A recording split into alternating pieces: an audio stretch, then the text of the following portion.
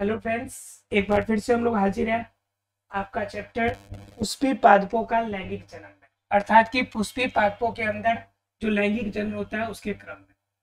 पुष्पी पादपों के लैंगिक जनन के अंतर्गत जो पादप है उसमें जो लैंगिक जनन की क्रिया होती है, पादप में जो लैंगिक जनन की क्रिया होती है, इसमें हमने पिछले क्लास में जाना था एक टॉपिक के बारे में, वो था हमारा पुंकेसर। अर्थात कि इसके मेल पार्ट का हमने देखा था कि मेल पार्ट में अर्थात पुंकेसर के अंदर किस तरह से परागकण निकलते हैं, और परागकण निकलने की क्रिया के साथ साथ हमने जाना था कि एक परागकण की आयु कितनी होती है। उसमें हमने देखा था कि 30 मिनट से लेके लगभग 6 मंथ तक की इसकी वैलिडिटी होती है। हमने साथ में इसकी बेनिफिट भी देखे थे, और साथ में हमने देखा था कि इसे स्टोर करने के लिए लगभग माइनस में 196 डिग्री सेल्सियस पे इसे स्टोर किया जा सकता है। तो इस तरह से हमने ये सारे पार्ट हमने अभी तक देखे थे। आज हम लोग को जो जानना है पॉइंट, वो हमारा पॉइंट है स्त्रीकेशन। वो पॉइंट है हमारा स्त्रीकेशन। स्पेशली कह सकते हैं कि उसका फीमेल पार्ट के बारे में चर्चा करना, अर्थात क्या कि हमें जयांग के बारे में चर्चा करना। जयांग क्या है? पौधों का फीमेल पार्ट है, और इस फीमेल पार्ट के बारे में हमें चर्चा करना है कि जयांग क्या होता है और इसके अंदर किस तरह से आपका अंडाणु अंड निकलते हैं, और निकलने की क्रिया क्या है, और निकलते कैसे हैं, और इनके अंदर आगे जितनी भी क्रियाएं होती है, पर आपका अंड निकलने से लेकर निषेचन तक की सभी क्रियाओं के बारे में जानना है। हम लोग निषेचन पूर्व घटनाएं देख रहे हैं, इसलिए अभी युग्मक जनन तक की क्रिया को हम लोग देखेंगे। तो हम लोग अगर जयांग की बात करें तो जयांग वास्तव में जो स्त्रीकेसर का मेन पार्ट है, उसके अंतर्गत हमने बताया था आपको कि इसके अंतर्गत 3 पार्ट है। इसमें सबसे ऊपरी पार्ट जो होता है वो होता है वर्तिकाग्र, और बीच में जो आपका लंबा सा डंठल होता है उससे हम लोग कहते हैं वर्तिका, और सबसे नीचे वाला जो गोलाकार भाग होता है वो इसका भाग होता है अंडाशय, यानी कि ओवेरी। ये 3 भाग होते हैं। जैसे कि ये आपका पौधे का सिर्फ आपका पार्ट जो है, ये आपका फीमेल पार्ट है, और ये फीमेल पार्ट है, और फीमेल पार्ट में देखा जाए तो ये सबसे ऊपर वाला भाग जो है ये हमारा क्या है? वर्तिकाग्र है। ये बीच वाला भाग आपका वर्तिका है, और सबसे नीचे जो गोलाकार भाग है अंडाशय। और क्या होता है, जो परागकण आते हैं इसी वर्तिकाग्र पर आकर परागण की क्रिया करते हैं। तो हमें जानना है कि इनके अंदर इसके अंडाशय में जो अंड बनते हैं, अर्थात कि बीजांड का जो निर्माण होता है, तो वह किस रूप में होता है। तो इसके अंदर जो बीजांड निर्माण होने की, अर्थात कि अंडाणु जो अंड निर्माण होने की जो क्रिया है, जिनसे यह स्टार्टअप होती है, जिनसे निकलती है, उसे हम लोग कहते हैं गुरु बीजाणु। क्या कहते हैं उसे? गुरु बीजाणु। जिस तरह से हमने पुंकेसर में देखा था कि उसका जो मुख्य पार्ट होता है वो लघु बीजाणु होता है, तो इसके अंदर क्या होता है कि गुरु बीजाणु होता है। और इस गुरु बीजाणु के मातृ कोशिका जो होती है, गुरु बीजाणु की जो मातृ कोशिका होती है, इसी मातृ कोशिका के अंदर कोशिका का विभाजन होता है, और कोशिका का विभाजन समसूत्री रूप में होता है। पहले समसूत्री रूप में होगा, और समसूत्री जब विभाजन होगा तो उस कंडीशन में क्या होगा कि हमें 4 नए आपके कोशिका मिलेंगे। हमें पता है कि जब भी आपके जनन कोशिकाओं के अंदर कोई भी निषेचन की क्रिया होती है तो उनके अंदर अर्धसूत्री विभाजन, ये हमने आपको बताया था कि उनके अंदर विभाजन की क्रिया कैसे होती है? अर्धसूत्री विभाजन। तो मातृ कोशिका से जो गुरु बीजाणु हमारा बनेगा, तो गुरु बीजाणु कोशिका बनने तक यहाँ पर अर्धसूत्री विभाजन की क्रिया होती है, लेकिन जहां पर यह गुरु बीजाणु बन जाता है तो गुरु बीजाणु से समसूत्री विभाजन के द्वारा उसमें कितनी कोशिकाएं बनती है? 4 कोशिकाएं बनती है। और यह 4 कोशिकाएं है, यही 4 कोशिकाएं पूरी तरह से एक बीजांड अर्थात की पूरी भ्रूणपोष बनाने का काम करती है। अगर हम बीजांड की संरचना की बात करें तो बीजांड की संरचना मुख्य रूप से इस तरह की होती है।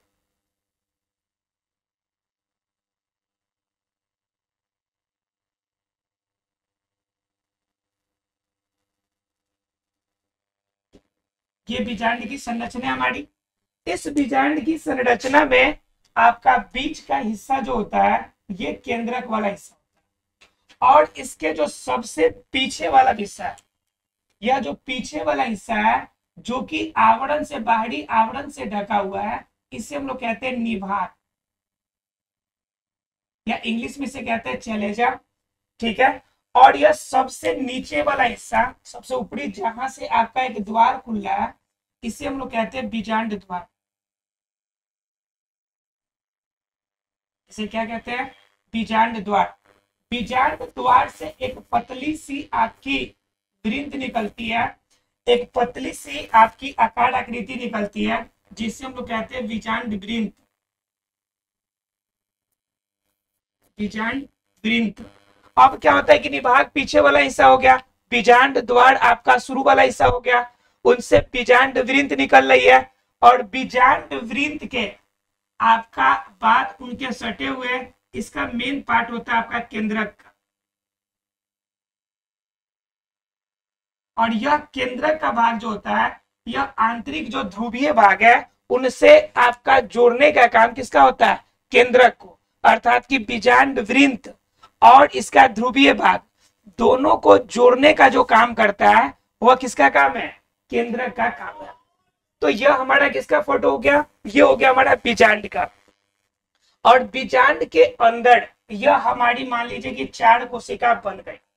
अब यह 4 कोशिका जब बनेगी तो इनमें से 4 में से जो 3 कोशिकाएं होंगी, 4 में से जो 3 कोशिकाएं होंगी, वह 3 कोशिकाएं जो होंगी वह किसी भी रूप में क्रियाशील न होकर बिल्कुल अक्रिय अवस्था में रहेगी। किस रूप में रहेगी? अक्रिय अवस्था, अर्थात कि इनके अंदर किसी भी प्रकार की क्रिया नहीं बल्कि अक्रिय अवस्था में रहेगी। और एक जो मुख्य भाग होगा वह आपका क्या होगा? आगे की तरफ होगा, अर्थात कि यह जो केंद्रक है, केंद्रक के पास में यह हिस्सा होगा, और यह क्या होगा? सक्रिय। क्या होगा? सक्रिय। हमने अभी तक क्या देखा कि गुरु बीजाणु है, गुरु बीजाणु की मातृ कोशिका में अर्धसूत्री विभाजन होगा, उसके बाद जो कोशिका बनेगी उनके अंदर यह अर्धसूत्री विभाजन बनेगा। तो अर्धसूत्री में कितनी कोशिकाएं बनेगी टोटल? अर्धसूत्री में कितनी कोशिकाएं बनेगी? 2 कोशिका बनेगी, और 2 कोशिका का क्या होगा? यहाँ पे समसूत्री विभाजन होगा, और समसूत्री विभाजन जब होगा तो उनमें से जो 3 कोशिकाएं हैं वो 3 कोशिकाएं अक्रिय रूप में रहती है, या सीधा कह सके कि ये क्रियाशील नहीं होती, इनके अंदर किसी भी तरह की एक्टिविटी अर्थात की क्रियाशीलता नहीं होगी। लेकिन एक जो होगा वह क्रियाशील होगा। एक क्या होगा? क्रियाशील होगा, और यह अकेला कोशिका पूरा का पूरा भ्रूणपोष बनाने का काम करेगा, पूरा भ्रूणपोष निर्माण का कार्य करेगा।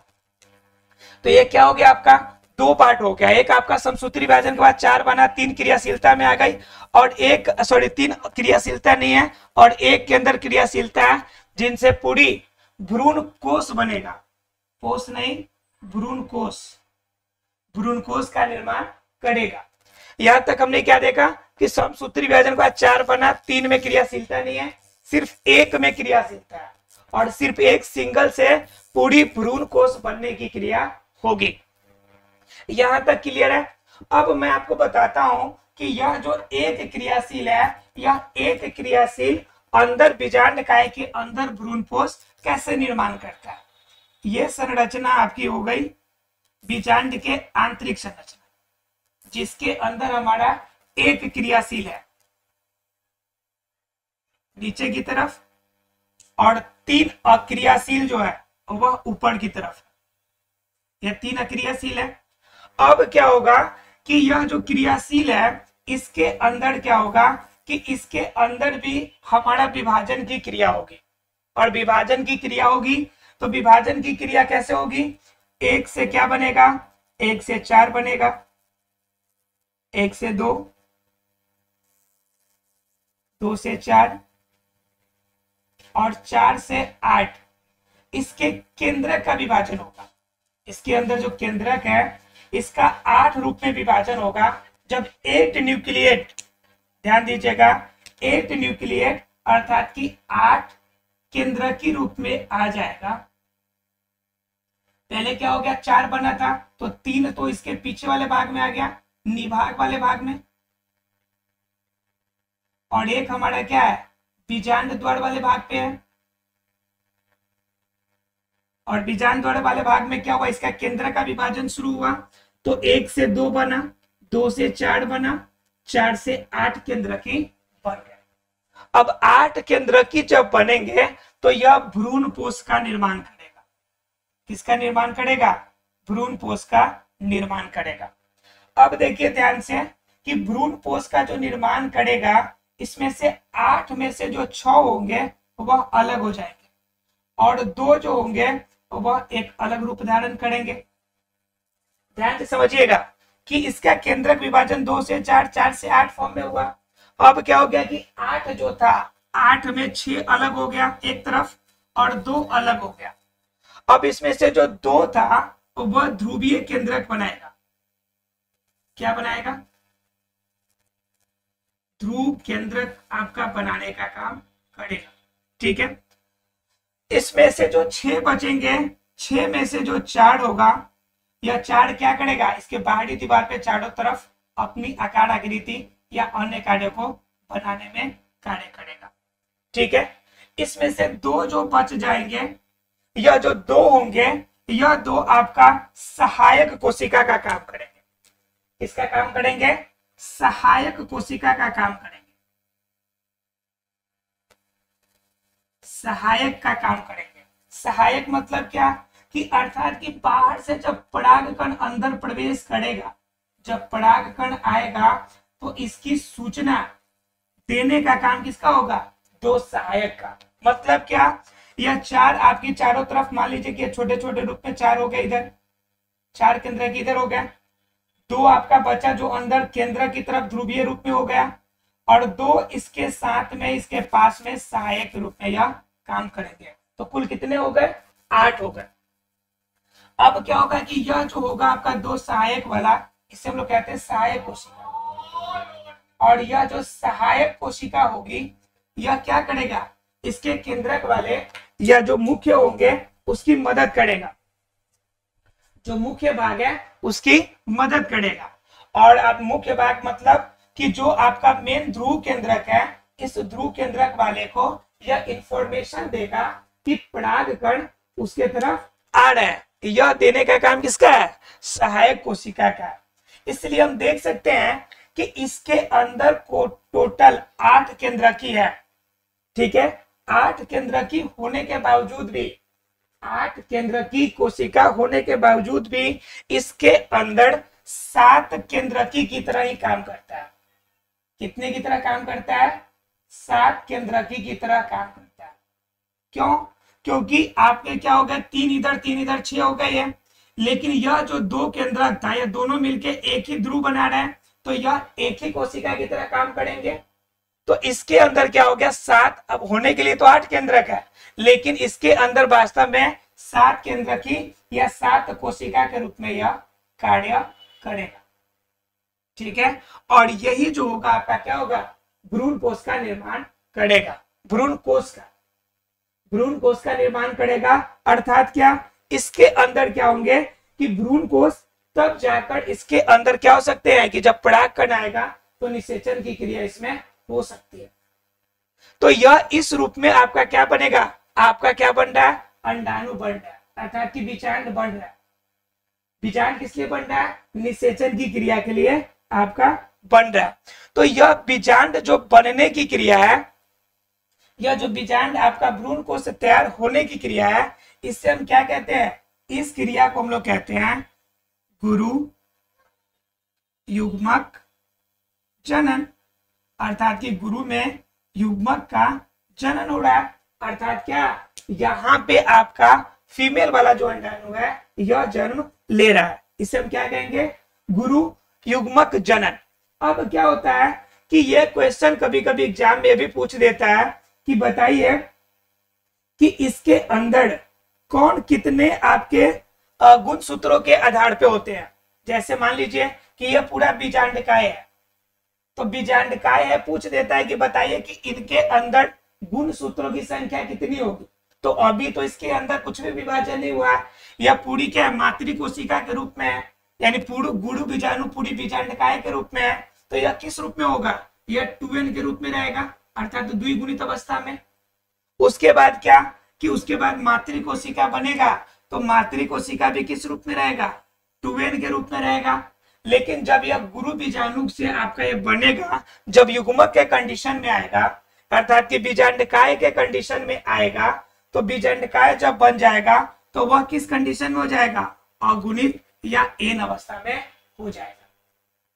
यानी क्या, बीजांडकाय पूरी जो बीजांड है वह 2n के फॉर्म में, आपका मातृकोशिका 2n के फॉर्म में। लेकिन जब पूरी बीजांडकाय से भ्रूण कोष बन के तैयार हो जाएगा, उसके अंदर आपके बीजांड जब बन जाएंगे, तो वह बीजांड क्या होगा, बीजांड आपका अगुणित अवस्था में होगा।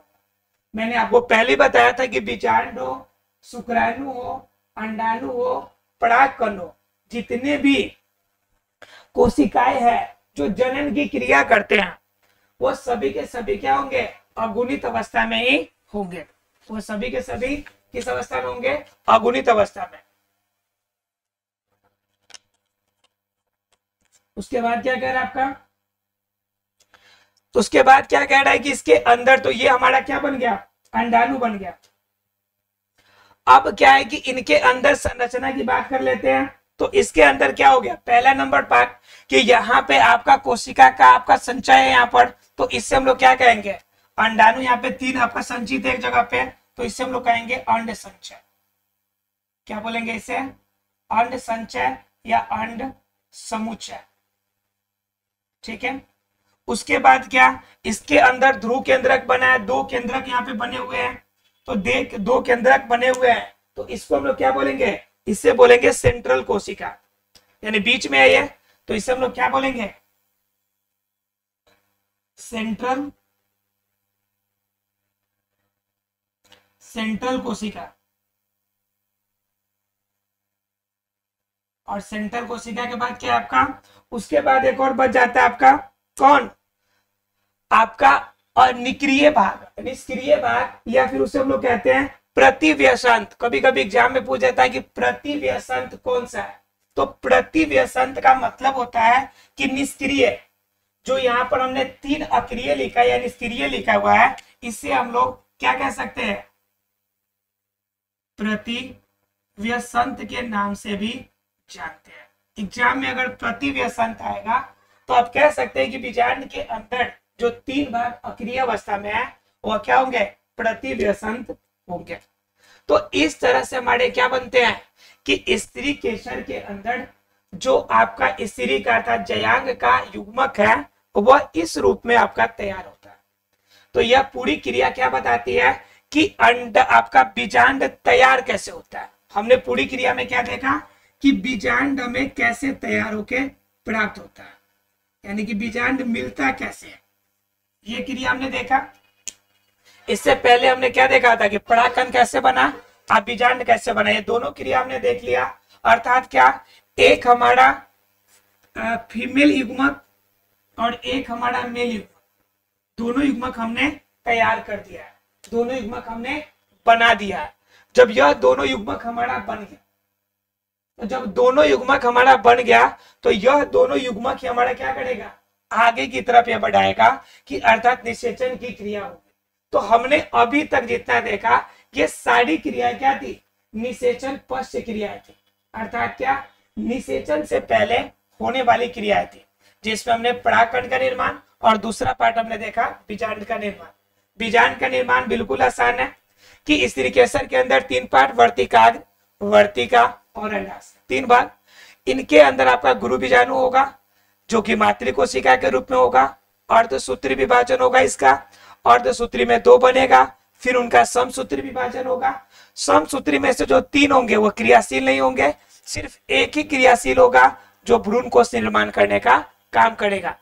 आपका बीजांड का मुख्य रूप से 2 भागों में बटा रहता है। सबसे ऊपर वाला हिस्सा निभाग कहलाता है, और जिसमें एक द्वार की तरह खुला रहता है उसे हम लोग कहते हैं बीजांड द्वार। बीजांड का सामान्य रूप से आवरण से ढका हो सकता है या फिर बिना आवरण का भी हो सकता है। यह डिपेंड करता है कि वह किस प्रकार का फल है, वह जिस प्रकार का फल होगा उसके अंदर यह डिपेंड करेगा। क्योंकि बहुत सारे ऐसे भी फल होते हैं जिनके अंदर एक ही बीजांड होते हैं, कुछ के अंदर एक से अधिक बीजांड होते हैं, जैसे तरबूजा है। तो तरबूजा के अंदर बीज आपने देखा होगा कि बहुत सारे अलग अलग होते हैं, छोटे छोटे बीज होते हैं, तो उनमें बीजांडों की संख्या अधिक हो गई। वहीं पे दूसरे तरफ अगर देखेंगे तो आप ध्यान में देखेंगे उसके अंदर बीजांड की संख्या 1 हो गई। आम के अंदर देखेंगे बीजांड सिर्फ सिंगल है, अर्थात कि एक ही है। तो ये डिपेंड किस पे करता है, ये कंप्लीटली डिपेंड करता है कि वह किस प्रकार का फल देने वाला है या किस प्रकार का पौधा है। उसी के आधार पर क्या होगी कि बीजों की संख्या होती है, अर्थात कि बीजांड की संख्या। तो यहाँ पे आपका क्रियाशील होगा और इसी से आपका भ्रूण कोष बनेगा। हमने बताया कि बीजांड वृंत, केंद्रक और आपका बाहरी भाग, तीन दोनों को जोड़ने का काम केंद्रक का होता है। उसके बाद उसके नीचे आपका ध्रुवीय केंद्रक होता है, यह आपका बीजांड का हिस्सा होता है। बीजांड के अंदर जो आपका एक या समसूत्री विभाजन द्वारा जो कोशिका मिलती है, 3 तो क्या हो जाता है आपका निभाग की तरफ चला जाता है।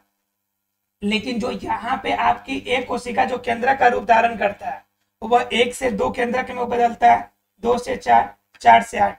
जब 8 केंद्रकी बनता है तो वह किस रूप में जाता है, भ्रूण कोष निर्माण करने की कंडीशन में जाता है। तो 4 इनकी दीवारों को हेल्प करता है, जबकि 2 इनकी सहायक कोशिका के रूप में रहता है, और 2 मिलकर क्या बनाता है, ध्रुव केंद्रक बनाने का कार्य करता है।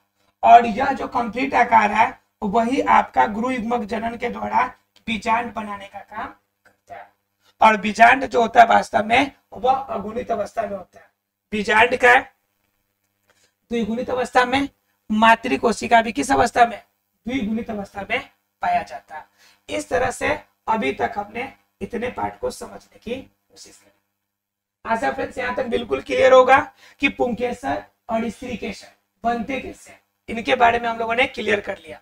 अब हम लोग जानेंगे परागन के बारे में कि हमारा युग्मक तो बन गया, अब इन युग्मकों का संलयन जो होगा उससे हम लोग कहेंगे परागन। अर्थात कि यहाँ तक क्लियर है। तो अब हम लोग जानेंगे परागन की क्रिया के बारे में। अब देखिए परागन की क्रिया कैसे होती है।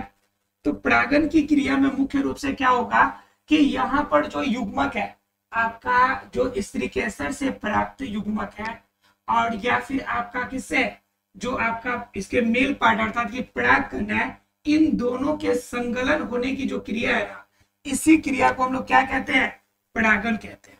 इसी को क्या कहते हैं हम लोग, परागन कहते हैं। अब देखिए इसमें क्या होता है कि वास्तव में परागन होता क्या है। परागन क्या होता है वास्तव में, परागकण वास्तव में वैसी क्रिया है कि पराग, पराग का मतलब परागकण, पराग का मतलब परागकण, और न का मतलब आना, अर्थात कि पराग कणों को आने की क्रिया ही हमारी क्या है, परागन की क्रिया। जैसे ये अगर पौधे का भाग है,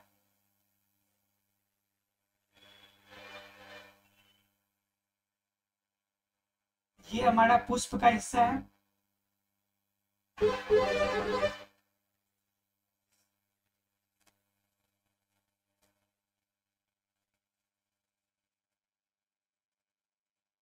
ये हमारा पुष्प है। तो इस पुष्प के अंदर यह जो हमारा अगर बीच का हिस्सा, ये वाला हमारा क्या है, वर्तिकाग्र है, वर्तिकाग्र है। और ये हमारा हिस्सा जिसपे परागकण है, छोटे छोटे आपके क्या है, परागकण इस पर उपस्थित है। ये परागकण आपके वर्तिकाग्र तक जो पहुंचने की प्रक्रिया है वर्तिकाग्र को पराग कोश से निकलकर वर्तिकाग्र तक जो जाने की प्रक्रिया है, इसी प्रक्रिया को हम क्या कहते हैं? परागण कहते हैं। क्या कहते हैं? परागण कहते हैं। परागण का मतलब पराग कणों का आना। ठीक है। अब क्या है कि पराग कणों का आना अलग अलग रूप में हो सकता है। परागण करने की एक ही तरीके तो नहीं हो सकते कि इसमें से निकल के यहाँ पे चले आए। हो सकता है बगल में दूसरा पौधा हो, उसका परागकण आ जाए। हो सकता है किसी कीट उस पे पौधे पे बैठा हो और उसका परागकण आकर इसमें चिपक जाए, वो भी आपका परागण का तरीका हो सकता है। अर्थात क्या कि पराग कणों का आने का कोई भी तरीका अवेलेबल हो, किसी भी रूप में आपके पराग कण आए तो वह क्रिया हमारी परागण ही कहलाएगी। किसी भी रूप में पराग कण पराग कोश से निकलकर वर्तिकाग्र तक आएगा, उसे हम लोग क्या कहेंगे? परागण कहेंगे। अब क्या है कि परागण की क्रिया अगर किसी भी तरह से आए तो परागण कहलाएगी। तो यह भी अलग अलग रूप में होती होगी। तो बिल्कुल परागण की क्रिया भी अलग अलग रूप में होती है, जिनमें मुख्य रूप से परागण की क्रिया 3 तरह की होती है। ठीक है। एक तो होता है कि स्वपरागण। एक क्रिया क्या होती है? स्वपरागण, यानी खुद से होने वाला। एक क्या होती है आपकी? परपरागण। एक क्या होती है? परपरागण। और जनरली आपको यही दोनों पढ़ने को मिलता है, स्वपरागण और परपरागण। लेकिन आपको एक और जान लेना चाहिए, वो होता है आपका समजात परागण। समजात परागण। ठीक है। तो हम लोग जानेंगे 3 परागण के बारे में। एक आपका स्वपरागण, समजात परागण और परपरागण। इन 3 तरह की परागण क्रिया को हम लोग जानेंगे। अब इनके नाम से ही आपको आधा बातें क्लियर हो जाती है कि इनके अंदर आपको पढ़ना क्या है, अर्थात कि परागण की क्रिया इसके अंदर होगी कैसे। अब पहले की बात करें तो कहता है स्वपरागण। तो स्व मतलब स्वयं, स्वयं का मतलब खुद से, बिना किसी सहायता से, यानी खुद से, अपने आप से। और परागण यानी कि पराग कण जब आएंगे, पराग कण का आना। जब स्वयं पराग कण आते हैं तो वह क्रिया जो होती है हमारी स्वपरागण की क्रिया होती है। दूसरा केस होता है समजात परागण। पौधे 2 अलग अलग है। मान लीजिए एक पौधा ये है और एक पौधा ये है, लेकिन ये भी अगर धान का ही पौधा है और ये भी आपका धान का पौधा है। ठीक है। स्वपरागण मतलब क्या कि इसके अंदर एक ही पौधा और एक ही पौधा के अंदर 2 अलग अलग पुष्प है और इनके परागकण इस पे गिर जाते, इसके परागकण इस पे गिर जाते। ठीक है। अब क्या है कि समजात परागण में क्या होता है कि आपका एक का परागकण सेम उसी जाति के दूसरे आपके पौधे के परागकण पे गिरे, तो वह क्या हो जाता है? आपका समजात परागण। और परपरागण में क्या होता है कि जब परपरागण में क्या होगा, मतलब किसी दूसरे पौधे का, दूसरे पुष्प का परागकण निकल कर हमारे क्या हो जाए? दूसरे पौधे के, जैसे मान लीजिए कि ए है तो ए का परागकण निकल के बी पौधे के आपके वर्तिकाग्र तक जब जाएंगे तो वह क्रिया हमारी क्या होगी? परपरागण की। अर्थात कि परागण की क्रिया 3 रूप में, जब स्वयं एक ही पुष्प के पौधे और उसी पुष्प के जो परागकण उसी पुष्प के वर्तिकाग्र तक जाएंगे तो स्वपरागण। लेकिन जब आपका क्या हो, दूसरे पुष्प के परागकण, दूसरे पुष्प के परागकण उसी पौधे के दूसरे पुष्प के वर्तिकाग्र तक जाएंगे तो समजात परागण। और परपरागण 2 अलग अलग पौधे हो और दोनों अलग अलग पौधे के परागकण निकलकर दूसरे के वर्तिकाग्र तक जाएंगे तो यह क्रिया क्या होगी? आपकी परपरागण। अर्थात कि परागण की क्रिया 3 रूप में होगी। एक आपका स्वपरागण, दूसरा समजात और तीसरा क्या आपका? परपरागण। इन तीनों के प्रकार और तीनों के बारे में डिटेल में हम लोग जानेंगे अगले क्लास में।